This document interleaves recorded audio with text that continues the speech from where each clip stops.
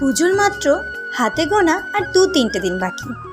আমরা তো সকলেই প্রায় সেজে উঠেছি, মণ্ডপও প্রস্তুত হচ্ছে, সব কিছুই সেজে উঠেছে, কিন্তু বাড়ির গোপাল সোনার জামা কাপড়গুলো আর গোপাল সোনার ঘরগুলো এখনও পরিষ্কার হয়নি।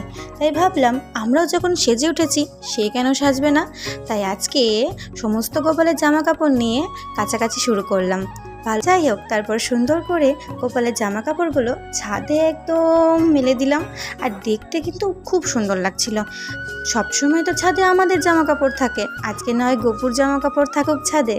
আর এরপর কৌটোগুলো ধুয়ে রেখেছিলাম আর এই ঝুড়িটা, এই সবগুলো সেট করা হয়নি, তাই এটাকে সুন্দর করে সেট করে নিলাম। আর কিছু গোপালের আরও জিনিসপত্র ছিল যেগুলো ধুতে হতো, কারণ পুজো তো চলে এসেছে, তাই ঠাকুর ঘরটা একটু পরিষ্কার করতে হবে। তাই সুন্দর করে এইগুলোকে সাজিয়ে নিলাম। এরপর ঝাড়ঝাঁটা দিয়ে ঘরগুলো পরিষ্কার করে নিয়ে আমিও নিজে পরিষ্কার হয়ে নিয়ে গোপালের জন্য ফুল তুলে গোপালকে সেবা দিয়ে দিলাম।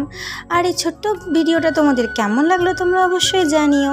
দেখা হবে আবার অন্য কোনো ভিডিওতে অন্য কোনো সময়। ভালো থেকো, আর পুজোর জন্য অনেক শুভেচ্ছা রইল। রাধে রাধে।